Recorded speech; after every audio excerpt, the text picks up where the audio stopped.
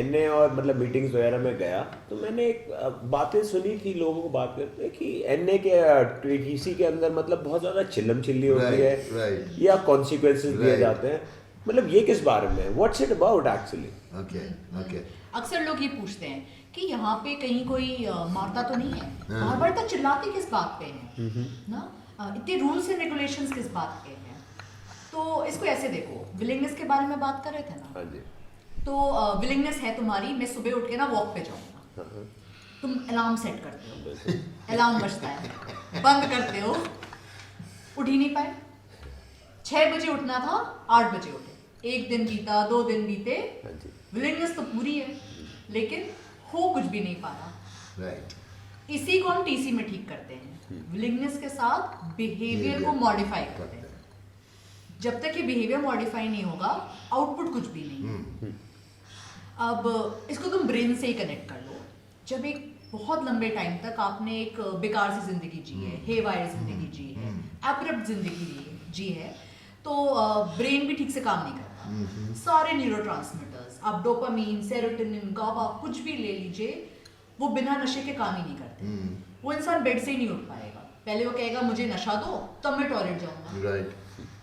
अब नशा नहीं मिल रहा, विलिंगनेस आ गई, लेकिन जब तक न्यूरोट्रांसमीटर काम नहीं करेंगे वो करेगा कैसे कुछ। उसका प्री फ्रंटल कॉर्टेक्स जो कि उसके decision making, problem solving, judgement में काम आता है, वो अब नहीं काम, वो भी काम नहीं कर रहा। इमोशंस ही नहीं आ पा रहे, वो ब्लैंक है। कोई सिचुएशन देखता है समझ ही नहीं आता क्या करूं। इसको ठीक करने का सबसे आसान तरीका बिहेवियर को मॉडिफाई करना। बिहेवियर कैसे मॉडिफाई होगा? जब वो एक रूटीन फॉलो करेगा, जब वो सुनेगा। हाँ, अक्सर जब एक ग्रुप में रहता है, सब लोग एक काम करते हैं, वो भी करने लगता है। कभी कभी इसके लिए थोड़े हार्श स्टेप्स भी उठाने पड़ सकते हैं, लेकिन पर्पस क्या है? बिहेवियर को मॉडिफाई करना। गोल वहीं तक है। राइट। मतलब मैंने भी ऐसे ना कई दफाओं पे देखा है कि मतलब मैंने पढ़ा है ये, मतलब हम ट्रीटमेंट में भी यूज करते हैं कि ये फील गुड फैक्टर कुछ केमिकल से रिलीज होता है, और वो कि जिनका वो नाम बता रही थी, वो केमिकल रिलीज होना बंद हो जाता है। तो अब कोई तरीका नहीं है, अब तो एक तरीका है कि ये केमिकल्स हम बाहर से इंजेक्ट करें, लेकिन ये तो पॉसिबल नहीं है। इंजेक्शन दो, इंजेक्शन देते रहो हर घंटे में, फिर फर्क क्या रहा? फिर तरीका क्या है? तरीका ये हो गया कि अब कुछ ऐसी एक्टिविटीज करें जिससे ये रिलीज हो जाए नेचुरली आपकी बॉडी में, जैसे हॉर्स राइडिंग, जैसे एडवेंचर स्पोर्ट्स, जैसे छलांग मारना, जैसे बंजी जंपिंग, जैसे दौड़ना, वॉली खेलना, sports, outdoor sports. So science ने कहा कि ये ऐसे भी रिलीज हो जाते हैं, और जैसे ये रिलीज हो जाते यू फील गुड। मतलब मुझे याद है जब मैं अमिताभ बच्चन की मूवी देखता था, हॉल से निकलने के बाद कान और ये सारा लाल हुआ होता था, और दरवाजा घुसते हुए तो आराम से दरवाजा खोलते थे, जब मूवी निकलते थे तो दरवाजा ऐसे खोलते थे। सो वो रिलीज हो गया होता था, वो फील गुड फैक्टर आ गया होता था। तो साइंस क्या कहता है? साइंस भी यही कहता है कि जरूरी नहीं है कि आपको ड्रग से ही इसकी पूर्ति करनी है। आप कुछ एक्टिविटीज नॉर्मली फिजिकल एक्टिविटीज ऐसी करोगे तो ब्रेन नेचुरली इन केमिकल्स को रिलीज करता है। ये कितना कनेक्टेड है, ये कनेक्टेड कैसे है? सो यहाँ पर उसको उन बिहेवियर्स के साथ नेचुरली काम कराते हैं कि पहले तो उन बिहेवियर्स को समझ, उसमें प्रॉब्लम कहाँ है, तेरे झूठ बोलने में प्रॉब्लम कहाँ है, तेरे क्योंकि यही सारे तरीके से तो वो नहीं उठेगा वो।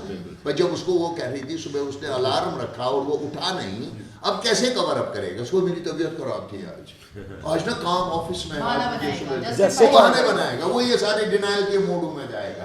सो अब इसको पहले करेक्ट करना है। क्यों करेक्ट करना है? ताकि वो एक्सपेक्टेड बिहेवियर करे जिसकी वजह से वो केमिकल्स, वो न्यूरोट्रांसमीटर काम करें और वो केमिकल्स रिलीज करें। समझ में आया? और वो कुछ कह रहा है। और in order to do that, मतलब बिहेवियर्स को मॉडिफाई करने के लिए ही जो हम कॉन्सिक्वेंस की बात कर रहे हैं, वो एक लर्निंग एक्सपीरियंस बनते हैं, एक परिणाम वाली सोच डेवलप होती है हमारे अंदर। सो इसकी शुरुआत होती है जब पहले मुझे कई बार टोका जाएगा। जैसे जब मैं पहली बार झूठ बोलूँगा तो मुझे आके सिर्फ समझाया जाएगा कि ये गलत है, और कुछ कनेक्शंस बताए जाएंगे जब मैं 2-3 बार में भी उस बात को नहीं समझूंगा, फिर मुझे एक एल दी जाएगी, यानी कि learning experience. It can be like family से 1 घंटा लेट सोना या 1 घंटा जल्दी उठना, या अगर मुझे बहुत ज़्यादा अच्छा लगता है जिम करना, तो मैं अपने फ्री टाइम में मुझे जिम से हटाकर कुछ दिनों के लिए किचन में वर्क करना, ताकि जब मैं देखूं कि मेरे साथ वाले सब जब जिम कर रहे हैं तो मैं किचन में काम कर रहा हूँ किसी एक बिहेवियर के कारण, तो मेरे अंदर वो रियलाइजेशन है। एग्जैक्टली मैं वो रियलाइज करूंगा कि मेरी गलती क्या रही कि मैं आज वो नहीं कर पा रहा जो मैं करना चाहता हूँ। सो मुझे वो याद रहेगा और एक परिणाम वाली सोच, एक कॉन्सिक्वेंस थिंकिंग बनेगी अंदर। तो नेक्स्ट टाइम जब मेरे सामने वो सिचुएशन दोबारा आएगी where I was expected to lie again, मैं उस समय लाई नहीं करूंगा, मैं उस समय झूठ नहीं बोलूंगा, मैं सोचूंगा कि मुझे पहले इस बात पे एक लर्निंग एक्सपीरियंस मिला है, सो मेरी थिंकिंग बदलेगी और मैं सच बोलूंगा। So आइडिया बड़ा सिंपल सा है। Exactly. He acts differently in the same stimuli, in the same situation. वो सारी चीजें वैसी होंगी, लेकिन इसको एक्ट डिफरेंटली करना है। डिफरेंट वो डिफरेंटली एक्ट करना ही थेरेप्यूटिक कम्युनिटी का प्रोग्राम है।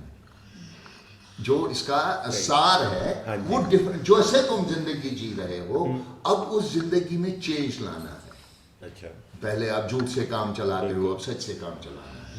पहले आप किसी की सुनते नहीं हो, अब सुनना सीखना है। पहले आप अपनी फीलिंग्स को शेयर करने के लिए नशे का सहारा लेते हो, अब आपको ये सिखाया जाता है नहीं तो अपना तू बोल सकता अपनी बात, आपके एंगर पे काम करना है। There is a management, anger management, वो करना है। आप अपनी जिम्मेवारियों को पूरा करते हो, आप अपनी नीड्स और डिजायर्स में अंतर करते हो। नीड्स एंड डिजायर्स, ये बड़ा खतरनाक कॉन्सेप्ट है ना। मतलब अब हम कंफ्यूजन मचाते हैं कि ये मेरी नीड नहीं है, ये मेरी वो है डिजायर, हमें पता ही नहीं है मेरी डिजायर। गाड़ी नहीं मिली तो मैं ऑफिस नहीं जाऊंगा। और बड़े सिंपल है, ट्राउजर पहनना है। हाँ, अब मैं 5000 का ट्राउजर पहनूं या 1500 का ट्राउजर पहनूं, नीड होगी 1500, 5000 हो गया Dzire.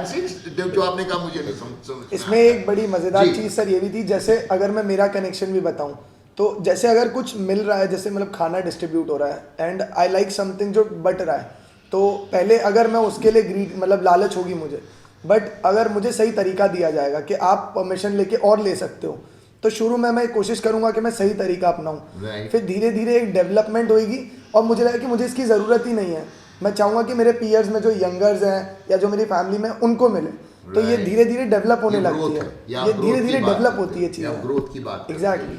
As the elder used to say, practice makes the man perfect. Exactly. So आप कनेक्ट होने लगते हो लोगों से। Right. और पता है मैं इनको एक वो आप जैसे वो कह रहे थे कि आपके 12 स्टेप प्रोग्रामिंग में भी ये है कॉन्सेप्ट, और कैसे है वहाँ वो अमेंड्स की बात करता है। बिल्कुल सर, है ना, अमेंड्स की बात करता है। So he wants you to do a different behavior. बल्कि वो ये चाहता है तू उस आदमी के पास जाओ और वहाँ कितनी कितनी खतरनाक है। जिसको तू कल गाली दे के गया था, अब वो उसको चेंज कराता है, कहता है यार जा तू उसको अमेंड करके आ जा। मेरी तो दैट्स बिहेवियर शेपिंग, सिट्टी बिट्टी बोलो यार, that's behaviour shaping. Yes sir, that's वो जो वो रियलाइजेशन कह रहा था। आप वो पहले हम 4th स्टेप में वो उसका लेखा जोखा बनाते हैं, लिखते हैं कि क्या गलत किया मैंने, किन किन लोगों का दिल दुखाया मैंने, किन किन लोगों को तकलीफ पहुंचाई मैंने। तो यू मेक अ लिस्ट, आप नेम में लिस्ट करते हो, और फिर कहता है अगले स्टेप में अब उनकी अमेंड्स करना। सो दैट्स द चेंज, तब he wants, that's behaviour modification. आप इन्हीं लोगों को तकलीफ पहुंचाते थे, चोरियां करते थे, झूठ बोलते थे, गुस्सा करते थे, सुनते नहीं थे, पागल हो जाते थे, चीखते थे, दरवाजा सर पे मारते थे, हिट करते थे फिजिकली, और बाद में डिनाई कर देते, और बाद में डिनाई बचाव करते हैं कि मैंने ऐसा नहीं, वो तो तुमने मेरे को एग्रीवेट किया। क्योंकि डिनाई करते थे इसलिए करेक्ट नहीं करते थे। आज कहते नहीं, नो नीड फॉर डिनाई, तुझे बचाव मत कर, इसको एक्सेप्ट कर। और तभी वो अन्य में भी करा था, एक्सेप्ट करा था, है ना, एक्सेप्टेंस के बाद उसको कहता है इस पे अब डिफरेंट बिहेवियर शो, एक्सेप्ट करो, रियलाइज करो, और इसको चेंज करो। मैम मैंने आप बात सुनी कि लाइफ स्किल्स की बात हो रही थी, व्हाट सेटअप है, मतलब मैं इसके बारे में भी ज़रूर जानना चाहूँगा आपको, तो आप कुछ। तो आप प्रोग्राम में आ गए, आप टीसी प्रोग्राम में आए, एनए प्रोग्राम में आए, किसी में भी आए, आप नशा नहीं कर रहे हो, वो तो एक पार्ट है। नेक्स्ट पार्ट क्या है, जिंदगी तो जीनी है ना। हाँ जी। उसके लिए क्या चाहिए, स्किल्स चाहिए। स्किल्स चाहिए। गाड़ी चला रहे हो, बहुत महंगी गाड़ी है, चलाना नहीं आता, क्या होगा, एक्सीडेंट हो जाएगा। तो ड्राइविंग स्किल्स चाहिए, तो जिंदगी जीने के लिए लाइफ स्किल्स चाहिए। अब लाइफ स्किल्स कम्युनिकेशन है, अपनी बात को ठीक तरीके से रख पाना। मैं कुछ भी है जो मेरे मन में है, जब तक मैंने रखा नहीं कोई फायदा है उसका, समझ में नहीं आएगा। और कम्युनिकेट हम सिर्फ बातों से नहीं करते हैं, हम अपने मूवमेंट से करते हैं, बॉडी लैंग्वेज से करते हैं, शक्ल से करते हैं, टोन से करते हैं। बिल्कुल सेम लाइन आप अलग अलग टोन में बोलिए, मतलब ही अलग आ जाता है। और इतने साल जब मैंने नशा किया तो एक तो नशा किया तो सारा फोकस किस पे था? नशे पे था। तो ये स्किल्स डेवलप करने का टाइम ही नहीं मिला, सोच ही नहीं आई। मुझे लगा मुझे जरूरत ही नहीं पड़ी क्योंकि मेरा सारा काम तो नशे से चल रहा था। अब जब नशा छोड़ के जिंदगी जीनी है तो अब ये लाइफ स्किल्स आ गए, कम्युनिकेट करना सीखना है, अपने इमोशंस को एक्सप्रेस करना सीखना है। इनफैक्ट आप देखो तो एक जो डॉक्टर है लेकिन कॉन्फिडेंस ही नहीं है, वो अपने पेशेंट से बात नहीं कर पाता।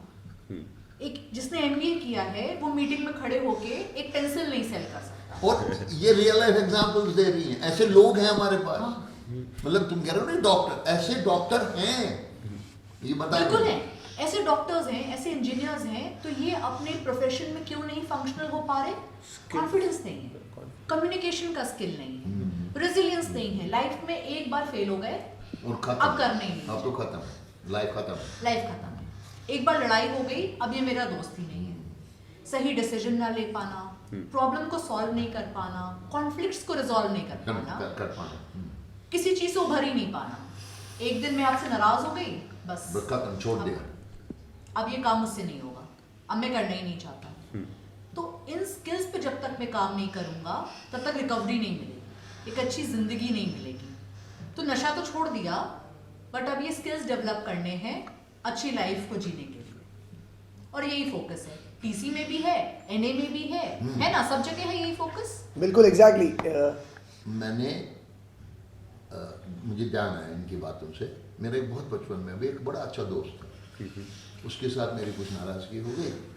मेरे ख्याल में 11 साल 12 साल मैंने बात नहीं की उसके साथ, और रोज मिलते थे, हिम्मत ही नहीं थी, नाराजगी इतनी थी, असल में मतलब परेशानी इतनी हो गई कि मुझे समझ ही नहीं आया कि मैं कैसे अब इससे, और ये करते करते करते करते करते 12 साल गुजर गए।